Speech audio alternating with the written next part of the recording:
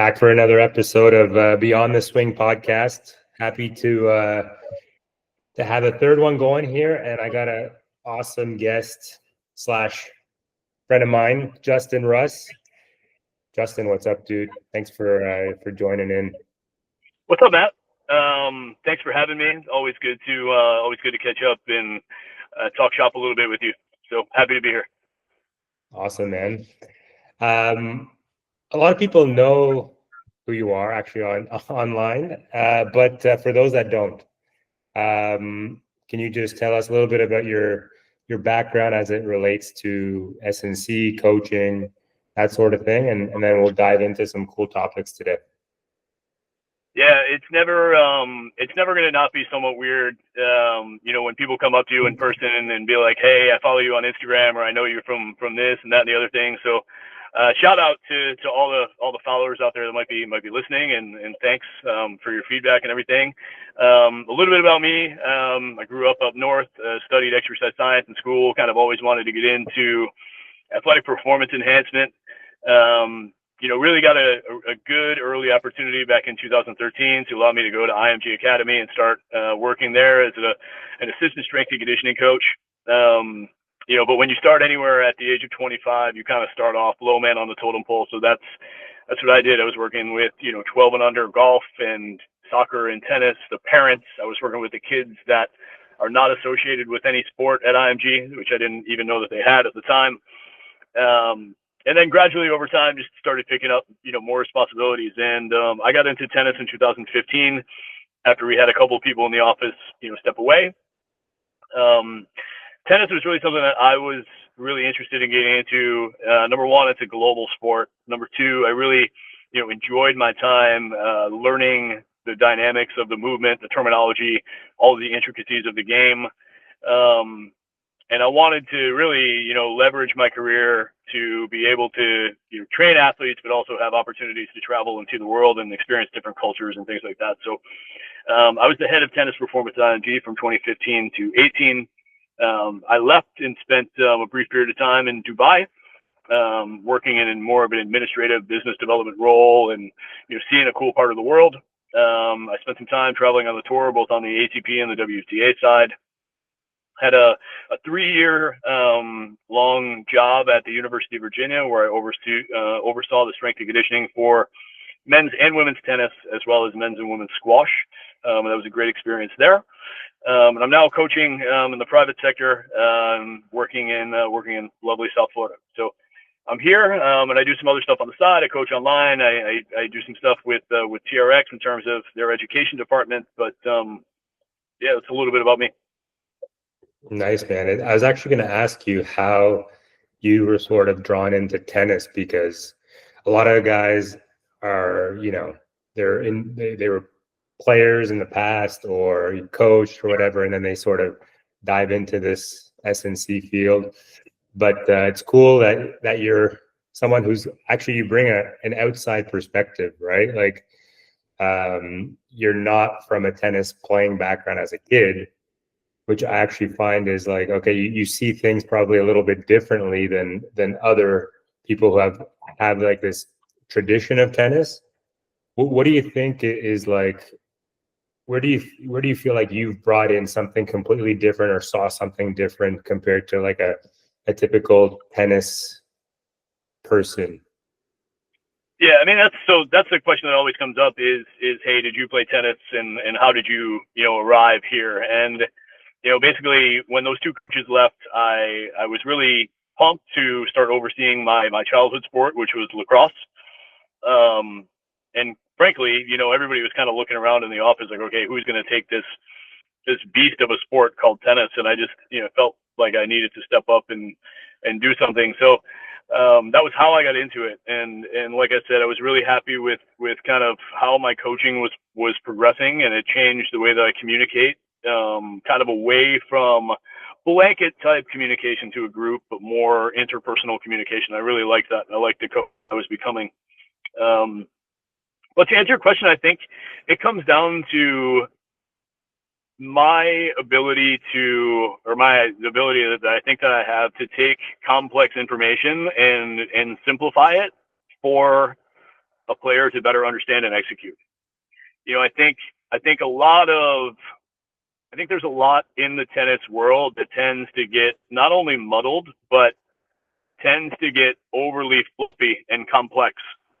And you see people doing these drills, they get posted, and it's like, then they go through a ladder, and then they go do this cone thing, and then they go do like a specific footwork pattern here, and it's just, I'm like, man, if I was a kid, I would have trouble just remembering what the hell to do, let alone be able to go out and execute with really great intent. And I think the point that I try to kind of lean on is like, look, movement is movement, change of direction is change of direction. And there are some really common truths that exist within these concepts of movement and acceleration and change of direction and deceleration that really just transcend the sport. Like, it doesn't matter if I'm coaching a lacrosse player, a tennis player, a soccer player, or whatever, certain concepts are going to overlap.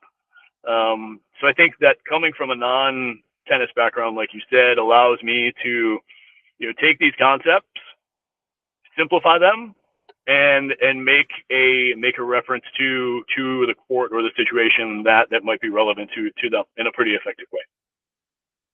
Yeah, but you're missing out on all the likes and all the shares if you don't use all those footwork ladders, man. That's true. That's why I don't have 50,000, 100,000 Instagram followers right now, and people are not pounding on my door wanting to go do ultra specific stuff in the sand with me. Yeah, it's so true, man. It's honestly, we've talked about this offline quite a bit, and I love how you're like, okay, you're this lacrosse guy, or you've played and been around different sports, and you're just like, okay, change of direction is just change of direction, right? There's a braking phase, there's amortization phase, there's propulsion phase. How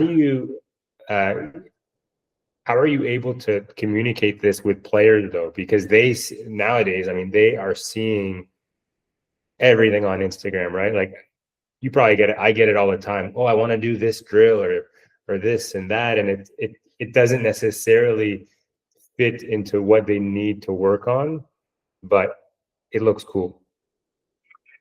So thankfully, I don't get a lot of that sentiment. Knock on wood. You're lucky. But I think, yeah, no, I'm very, very fortunate. But I think to answer the question, like anything, it depends on the player and how they learn best. And I think, when you work with one-on-one athletes, it really gives you a good opportunity to learn the players, get a feel for their personalities, get a pretty good handle on how do these players learn well. Can they respond to me just giving them a coaching cue and go out and execute? And something like that is really what I think is a trait of really, really elite level performers. But that's anecdotal, of course. But are they players that need visualization? Are they players that need to be put in specific learning environments upon which to execute? So I try to do a combination of all those things. I mean, I think most players respond really, really well to observation and demonstration. I think with tennis players in particular, it's a bit funny. It's like sometimes when you draw the parallel, between what we're trying to do in the gym and how this may, come up on the court, you see the light bulbs kind of go off a little bit. But I'm also a huge fan of kinesthetic learning. How can I shape an athlete's environment, whether it be with physical constraints or whether it be with coaching cues? So big external coaching cue kind of person. And I'm a big believer in the use of analogies. So how can I just compare these two ideas with an analogy that the athlete is familiar with, that allows them to, take their mind and position their body into what I'm attempting to have them achieve. Yeah. You said a couple of things there that I just want to touch on. You said you use a lot of external cues and things like that. Like, I'm a big proponent of that as well, as you know, and I've done it a lot with players on court. So, whether that's like in a drill, here's a external cue rather than focusing on a body part. We're focusing on the flight of the ball or something like that.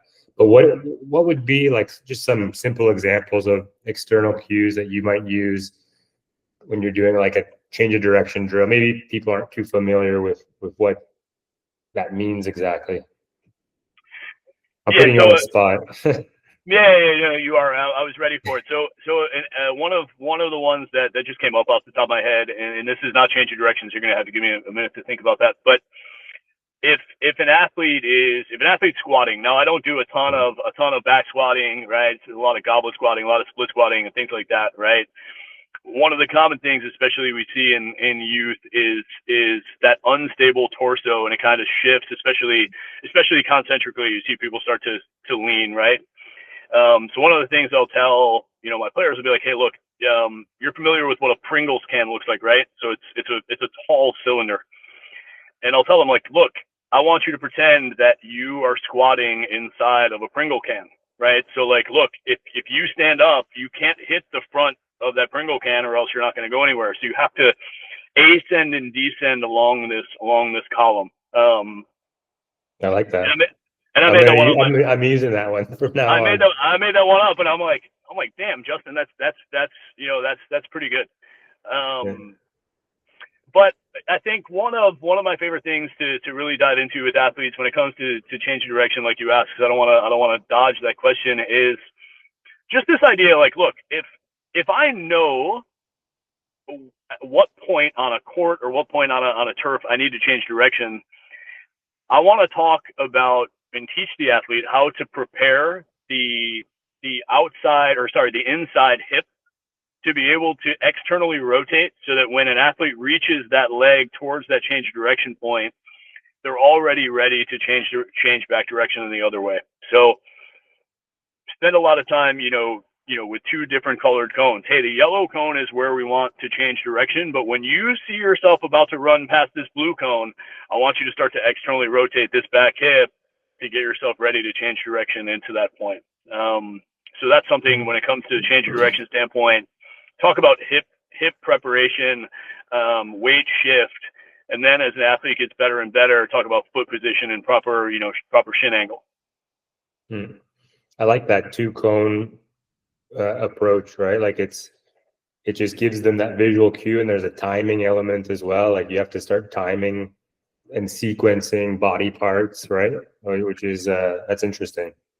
And it makes sense. And I think the other parallel that I'll use, and again you going back to, hey, we deal with tennis players that respond really, really well to, okay, if I can draw a comparison to things that they do on the court. Well, when an athlete runs through a ball, so if they're going to a wide forehand side and they run through the shot, hopefully they've rotated enough through the hips and the trunk to where, if I'm a right-handed player, that left hip is externally rotated back to the middle of the court. The toe is pointed more or less back to the middle of the court, and they can push then off that leg to initiate the crossover step back into that direction. So that's kind of how I compare, hey, a gym exercise, which is more general than it is specific, to what takes place on court, and then you connect A to B, the light bulb goes off, it makes more sense. Yeah, and let's actually dive into that a little bit, because you're, compared to a lot of tennis SNC coaches, you're a big proponent of gym work, strength training. You mentioned you do a lot of front squat, goblet squat.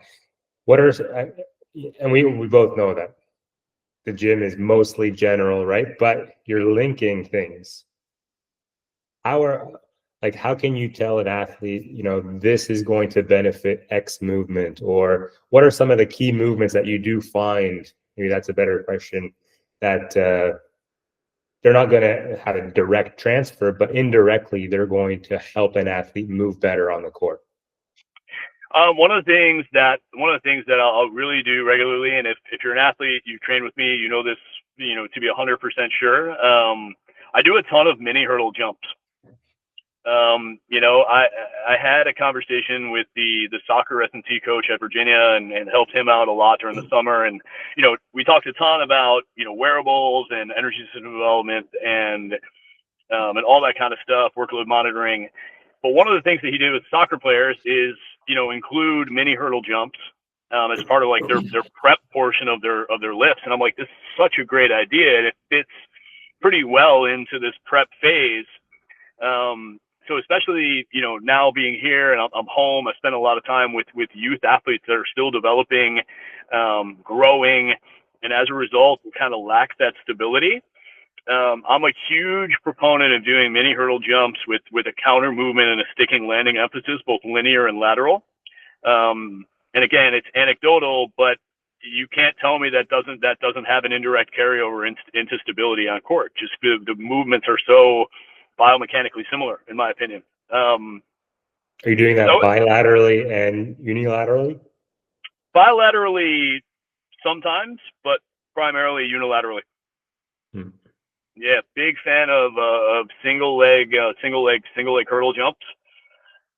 I would say some other ones are going to be medicine ball throws out of specific positions. So, working specifically, in open and closed stance environments, throwing the medicine ball. But with the medicine ball, I'm trying to think, okay, is this a power emphasis and a rotational power emphasis that I'm looking to get out of this particular rep or drill? Or am I looking at, more of a hip stability, eccentric control kind of emphasis? And that's where I think a lot of people may miss with medicine ball work. So I try to balance both in my training. Is like, okay, today we're going to focus on you producing power through your back hip. The next day I might say, hey, look, those hips have to stay stable and we have to control the eccentric forces of the ball coming back at you. I think that's a big one.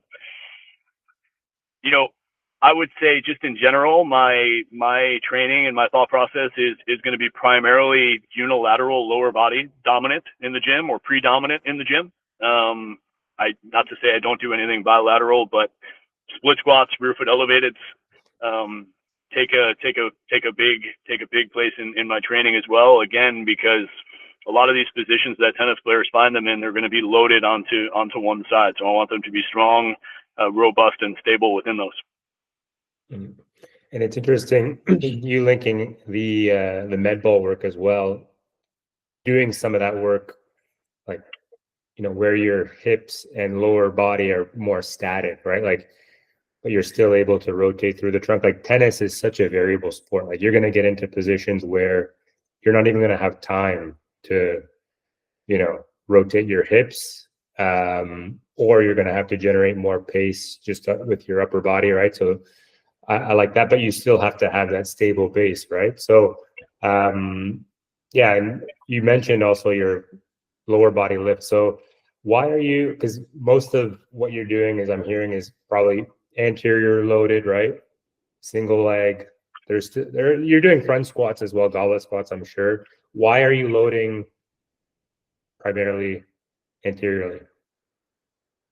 Anterior loading or like anterior like chain? Yeah, like because and I should have clarified this before. Like, whatever I do, there's going to be a posterior chain component into every training session. Yeah.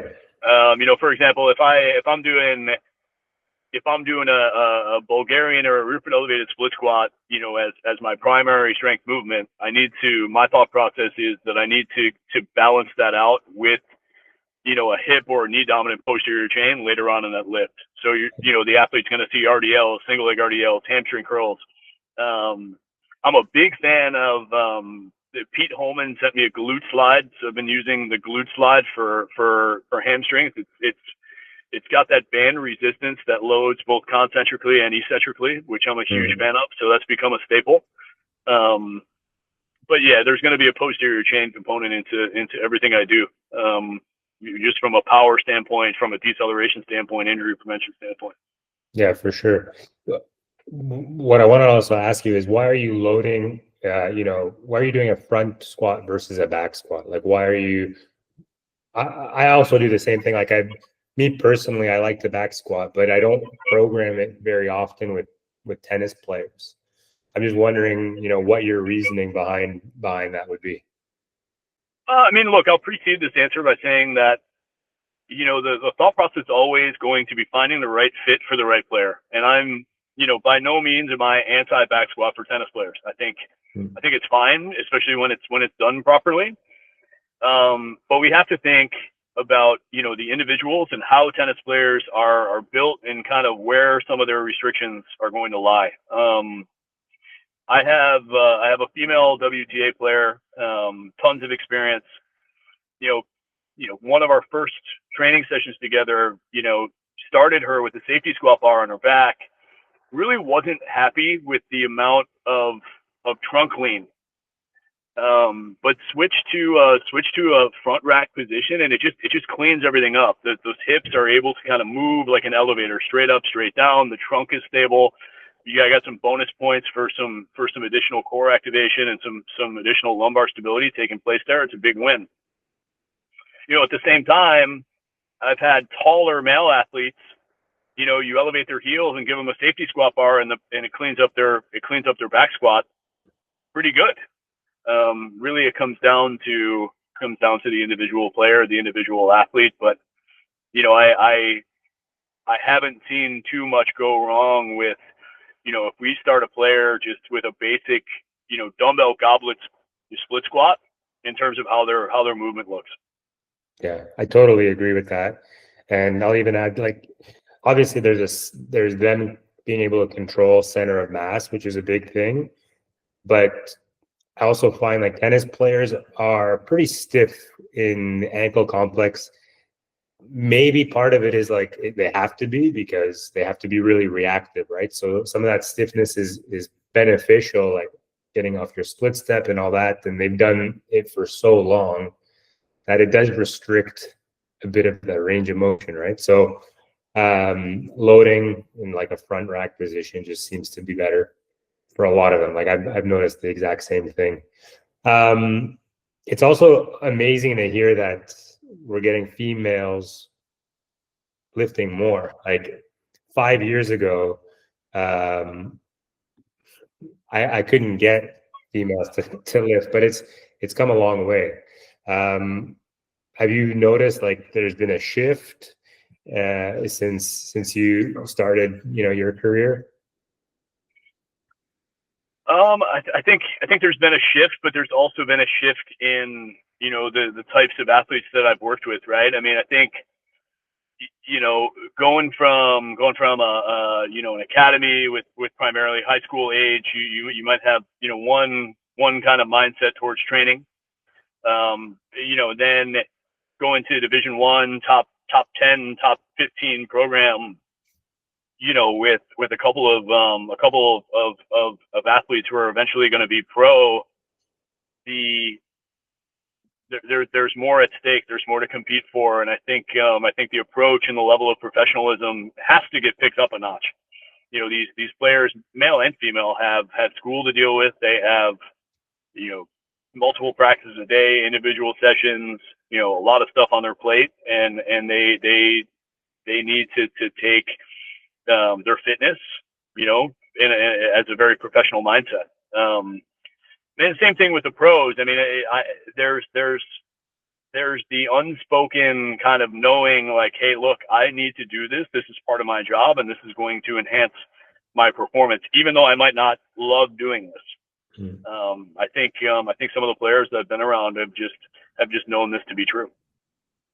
Yeah, I'm curious to hear more about this. Just not in terms of female players, but just in general, the differences between college and pro and maybe juniors. Like you've kind of been in every major setting in tennis. Are there big differences in how these athletes are preparing? Like obviously there's differences in how many matches they're playing or the seasons, right? Like I think that's a big part of it. But maybe there's some cultural differences as well between college athletics versus, just going straight to pros from juniors. Yeah, I'm really passionate about the whole college tennis and pro tennis thing. I will forever be a college tennis advocate. I think it's a great avenue for young athletes to take, and I think it's a great place for people to develop, physically, mentally, emotionally, for games to develop.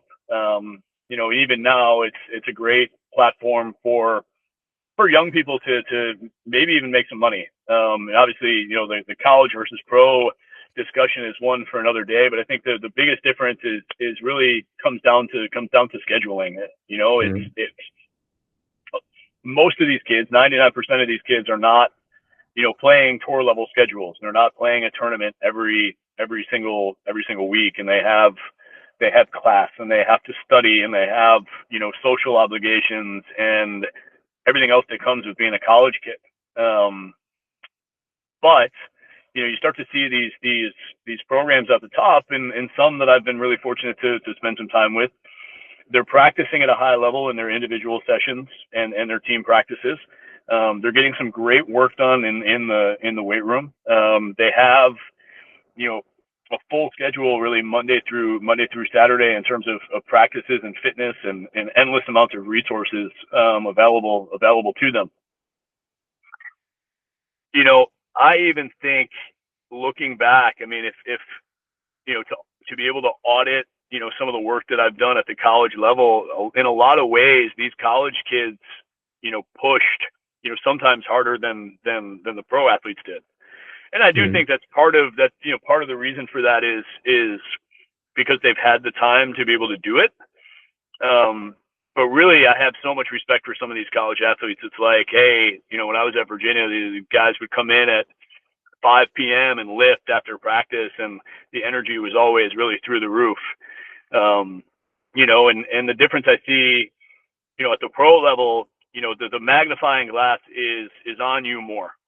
There's points involved. There's money involved. These people this is their well-being. This is what they do as their job. This is what they're going to do to take care of their families and their future generations of their family, right? So it's more pressure, and it's in a lot of ways it's training really in an intelligent fashion to always keep them ready to perform at a highest level. Not that college isn't, but the magnifying glass is on you a little bit more at the pro space. Yeah, you're spot on. And for the record, you guys won a national title, right? I'm right about that when you were there? Yeah. So the title is one thing, but the really cool part about Virginia was when I started in 2019. It was right before COVID. Our team was ranked like 40 or 50 in the country. We were not good. The next year we went to the round of 16 at NCAA's.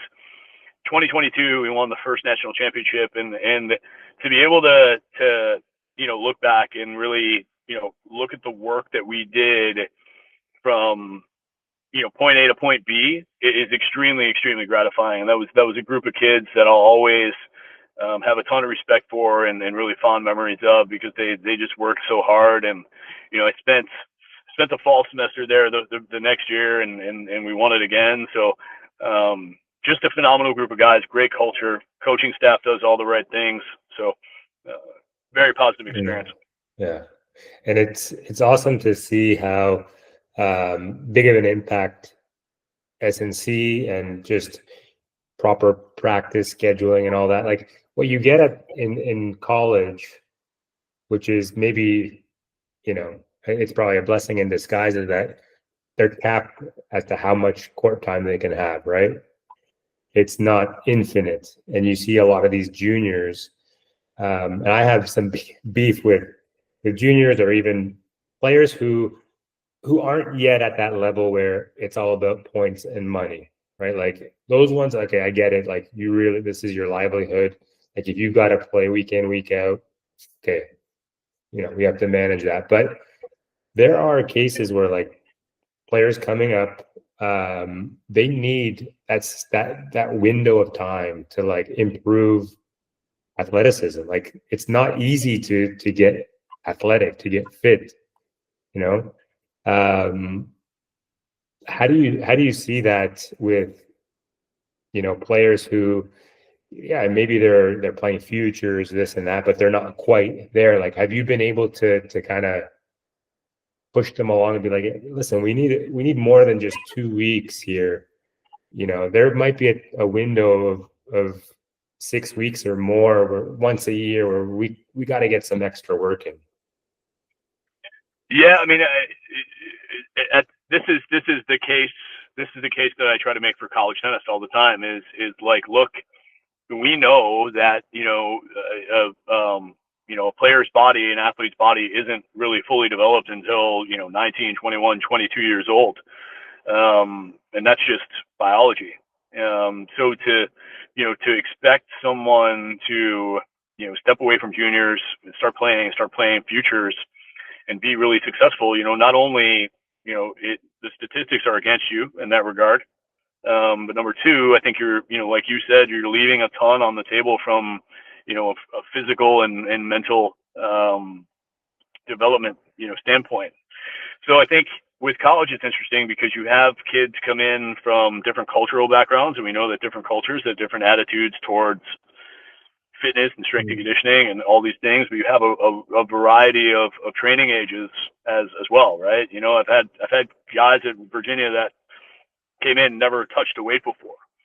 But I think, again, I like to simplify things in my head too, to keep me organized. And, I think when you have a set of anchors and a philosophy that you can clearly articulate both to others and in your own mind, methods are many and principles are few.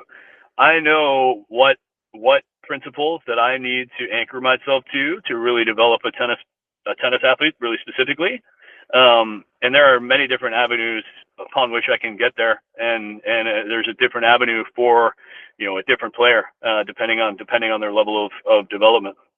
And on the pro side, I think it comes down to being a really collaborative approach between the player, the coach, the fitness coach, and any other parties that are involved. I mean, to your point, it's such a long season, and because of the changing surfaces and changing locations of tournament play and the different swings and all of this stuff, right? It's from a workload monitoring standpoint, it makes a ton of sense, but also like it's good to be able to have this time to acclimate to the surface. It's good to have this time for the player to just be at home and kind of mentally reset.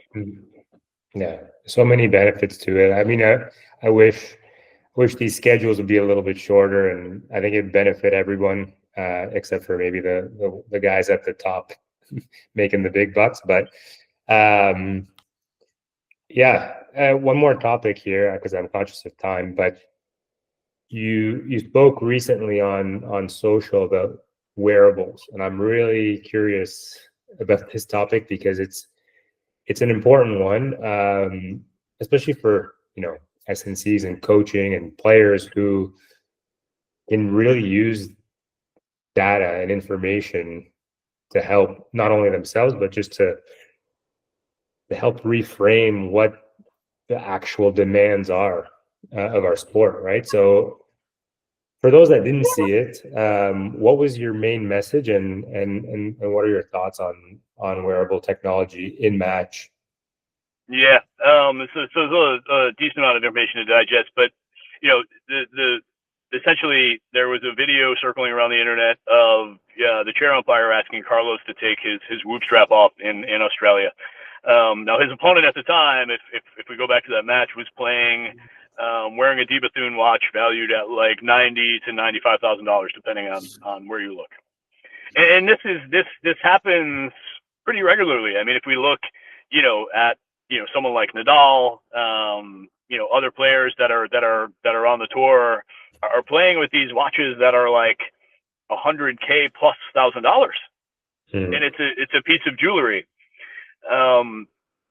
So as this is going on, and I've noticed this for a while, I've been watching tennis for a while.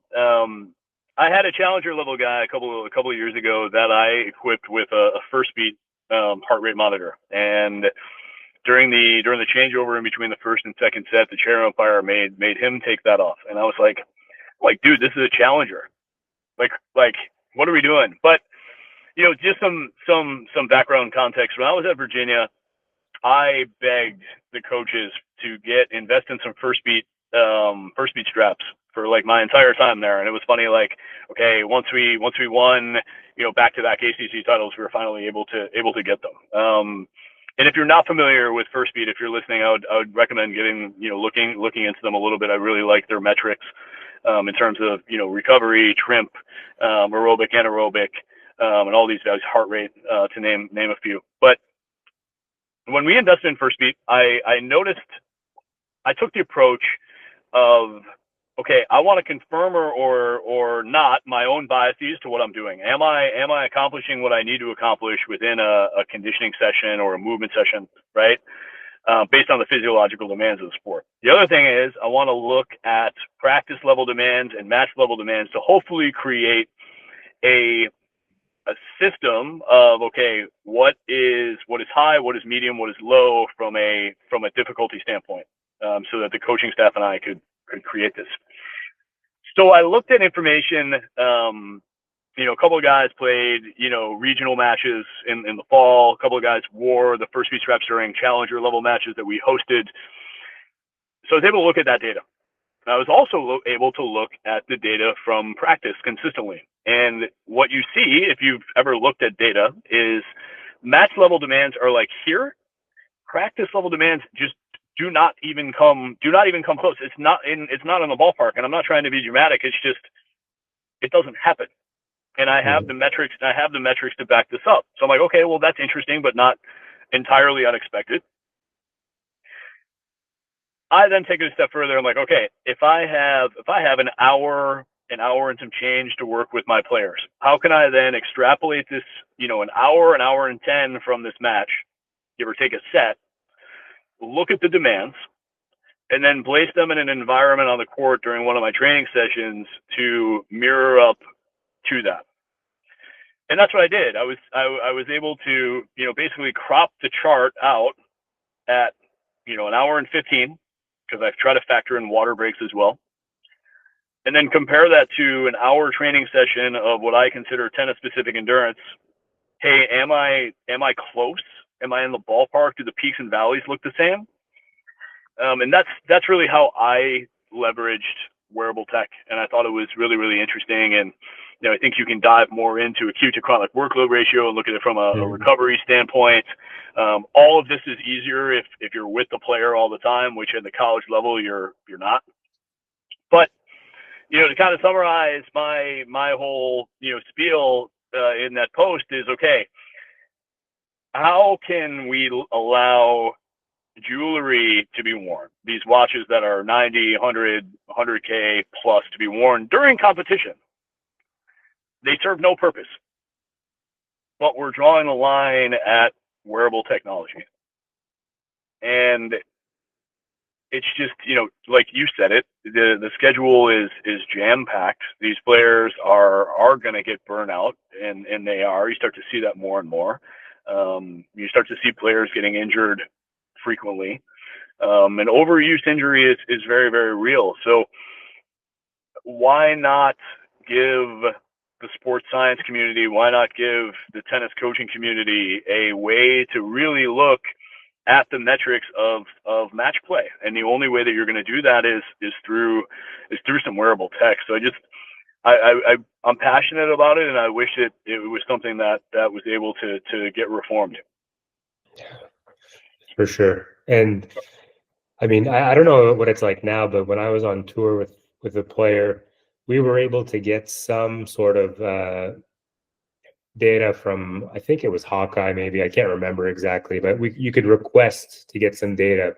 It's not physiological markers, it's more, time motion data, and you are getting some metrics like distance covered and change of direction. Sometimes you would get like how many change of directions, but you're not getting super rich stuff, right? Which can be absolutely useful. I'm just curious, like, what markers were you looking at specifically to base your sessions off of? I was looking at trimp and heart rate, and this is what I really liked about First Beat. First Beat, quantified everything into trimp or training impulse. So I was able to see a trimp score for specific, duration of time that an athlete was performing the activity. So I could go onto my platform, and like I said, I could go to the chart and I could extrapolate, the portion of the set that I wanted. It would give me a trimp score for that specific amount of time. And then I could say, okay, look, I'm going on court with the guys for an hour and I'm going to do this conditioning modality. In my head, I want the trimp scores to be within this ballpark, give or take. And I want the heart rates to hit around these peaks, give or take. To take it a step further is we can look at, the length of time it takes that heart rate to kind of hit its peak, and to recover. So how big are those peaks and those valleys, during match play, and how big are those peaks and valleys when it comes to, our quote unquote, tennis specific endurance or on court work. Yeah, that's something that a lot of coaches would benefit from, and it's just a shame that we're not able to get that sort of data yet. But hopefully, you're going to pioneer that further for us, so so we can start wearing some wearables and hopefully, yeah. I hope it gets changed at some point. I just think there's so much value in it, and the sports science, the nerdy side of me is really really fascinated, because it's like, look, we can read studies all we want in terms of physiological demands and what kind of training is effective and what have you. It's just, at a certain point, life and sport don't go black and white to the textbook. You have to look at, really what happens in front of you, and you have to look at look under the hood, so to speak, at what's actually taking place physiologically within the player. And I think that there's a ton of value, both from the coaching standpoint and them to understand how much stress is being placed on the player, but also, for people like you and I, how can we prescribe and be a little bit smarter and more intentional with what we do. Absolutely. I mean, just the small amount of research papers that do exist on this topic have, probably shaped you. They've shaped me, just looking at, distances covered, velocities and different ranges and stuff like that. I mean, the court dimensions have changed. These players are playing a different game than it was 20 years ago, 10 years ago, even 5 years ago. Like, it's just getting so athletic. So it'd be nice to see what that actually looks like, I know you got to go. You got an athlete coming up here. Just so people can find more about you, more about your stuff, man. Where can they find you? Yeah, I have to step away for an athlete now, but again, thanks for having me. This has been great. So if you ever want to do like a part 2 or something and continue the conversation we have to. I got so many questions. I got lots of questions for you, but yeah, this is our intro. We're gonna do another couple for sure. Yeah, no, I would enjoy it. But the best way to find me is on Instagram at Coach Justin Russ. Shoot me a message, shoot me an email. The email address is on there. Would love to connect with you. Thanks for anybody listening to this. And again, I appreciate the follows and the support in that regard and everything like that. So yeah, here's to continuing to make the field of tennis strength and conditioning a little bit more progressive and just helping everybody get better. Absolutely. And where are you in South Florida, just in case we have some players listening or coaches listening that they can maybe check you out or maybe get a training session with you? Yeah, no, thanks for that. If you are in the South Florida area now, or if you ever come down to South Florida, I'm in the Boynton Delray Beach area. So feel free to hit me up, and would love to get together. Awesome, man. Well, enjoy the rest of your day. I know you got some sunshine there. We're nice and cold up here, but yeah, well, hopefully you enjoy that. Get some rays for me. Yeah, gonna try. It was actually chilly here, hence the hoodie. But I'm glad the sun is out. So thanks again, man, and looking forward to talking with you again soon. Yeah, catch you soon, dude. See you, Matt.